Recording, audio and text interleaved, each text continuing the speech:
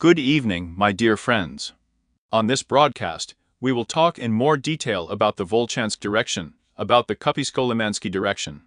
We will also talk in detail, and we will analyze an interesting news background, as well as some moments from very important news that we missed. We will start with Volchansk, of course, where active hostilities continue.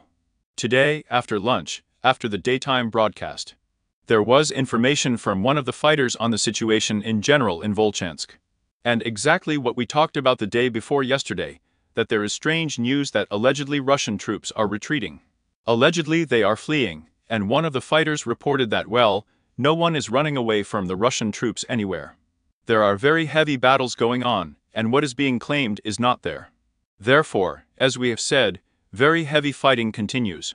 For Volchansk, Russian troops continue to try to take the same block of Pushkin, Kolokoltsev streets, and, accordingly, Sabornaya with Gogol Lane to the Volchansk aggregate plant itself. Breakthrough. During this quarter, the fighting continues to be very heavy, but we do not notice any significant changes, as well as in general during the week. With varying success, I would even call it that, because there are positions that we see moving from one side to the other. There were attempts, as you remember, in the person of Gagarin, from the Russian side to advance. Then we saw the Afu defense forces in this area, so the battles with varying success. At the same time, special emphasis is now being placed on the residential area of multi-story buildings. Here it is more on him, I would even say the emphasis now, that is, to break through and gain a foothold. But these fights with us by the end of the day have a positional character as a result. We are moving with you to the Kupiansko-Limansko direction to Makiivka. Near Makiivka, as we have talked with you before, Russian troops are actively being observed, displaced by the strike, Makiivka-Nevsky. And there was another attempt by the assault group to advance along the fork beam. Before there was activity at the neighboring beam to the south, as you remember, and attempts to break through, respectively, in the direction of Makiivka.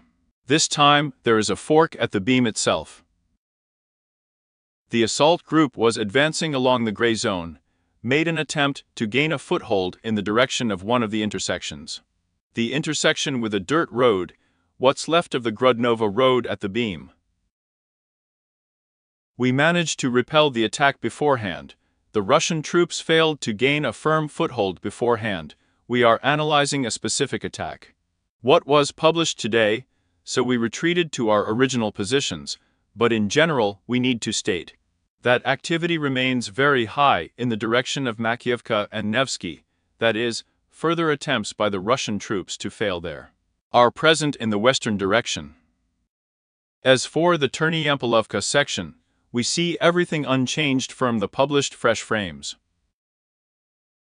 And the Kremen Forest today, let's say, after a week of passing this news, a number of Russian media resources began to declare the advance of the defense forces as a whole in the Kremen Forest, to a depth of up to 1 kilometer, which happened about a week ago.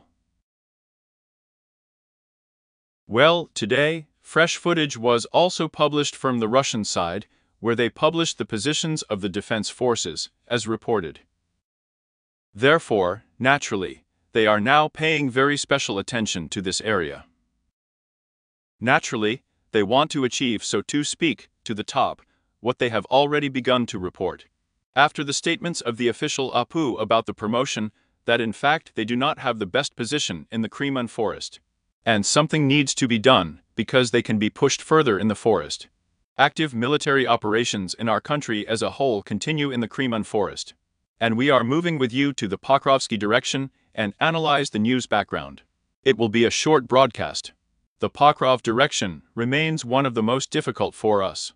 Today, by the way, there was also a statement from the Russian side, in addition to the split and controversial, which they reported, that they allegedly managed to fully occupy. They also reported about a typical new settlement in the Kupiansky direction of the capture. But again, the situation is similar with a number of other localities. There is no confirmation of this. In any case, after lunch, there was still no confirmation of the information that they had entered and occupied these settlements. Therefore, We are waiting for personnel from the AFU, and we will already consider in more detail the official statements of the Ministry of Defense of the Russian Federation. As for the Pokrovsky direction, the situation remains difficult for us in Yevgenovka. Because we already talked to you on the previous broadcast that the Russian troops managed to break through, there is information. And they are actually storming to supports, trying to get around them. There is all sorts of information. It's like yesterday on the daytime broadcast, I told you that there is a reliable source who said that they made their way along the beam, the western part of the Samoylev beam, and after lunch, we have already stated that they have made significant progress to the north. Now there is information about the site, so there are two mainstays that they have made their way in this area. Again, there are no visual confirmations yet, so there are words. We are waiting for visual confirmations, and it is reported that they are storming Yevgenovka itself, and, accordingly, the Falcon is trying to move to Sunrise. Therefore, we still have a very difficult situation in this sector of the front. On the part of the AFU, there are also not weak brigades, I want to tell you, standing in this direction. But the Russian side has also put a lot of emphasis on this area. Well, of course, he is the key for us, because then there is progress, for which we spoke, Wolfish. And naturally, they will align the front line. Further south along the Volchi River, the front line, after which they have a road to the city of Novogrodovka. There are a couple of settlements, but cities are already essentially beginning ahead.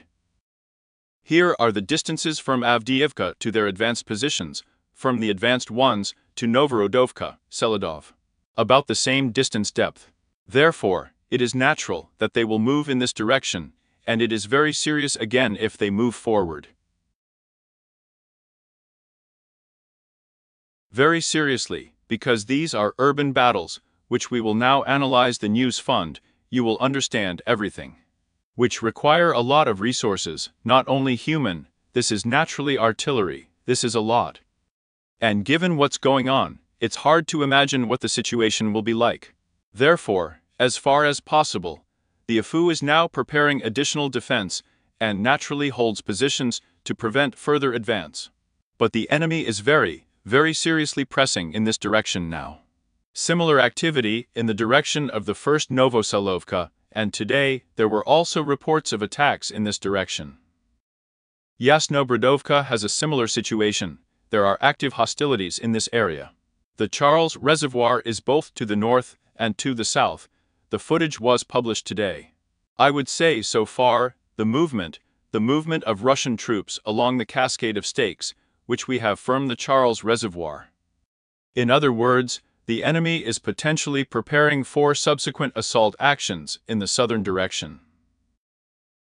Well, it will be difficult to say now. It will be conditionally south or southwest to the farm territory. As they say, now they are only concentrating their forces.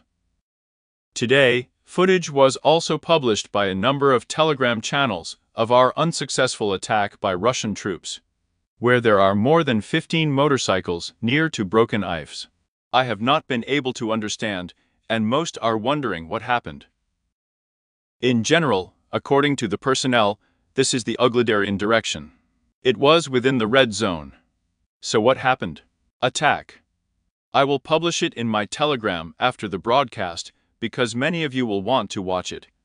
2 armored vehicles were hit, and then shots around these armored vehicles, I repeat, about 15 motorcycles. Either they were carrying them and were preparing, so to speak, to rush the troops, transfer the troops to motorcycles. So it's all scattered around these armored vehicles. Well, in general, there are a few oddities. There is a report that they were moving these motorcycles along with armored vehicles. And after a direct hit in the BMP, in the PV of the drone. Accordingly, they abandoned their motorcycles and retreated to their original positions. But why throw? It would be possible to retreat on motorcycles. There is such a moment here, so this attack on the Uglidar direction is still covered in darkness. But, as we have also said before, they are making a very big bet on this section in the direction of the highway, 00532. Therefore, what we say without significant changes or without changes, it does not mean that there is no attack, so there is. And sometimes they are complex, very complex. But, I repeat, most of it is now possible to reflect, although the situation remains very difficult.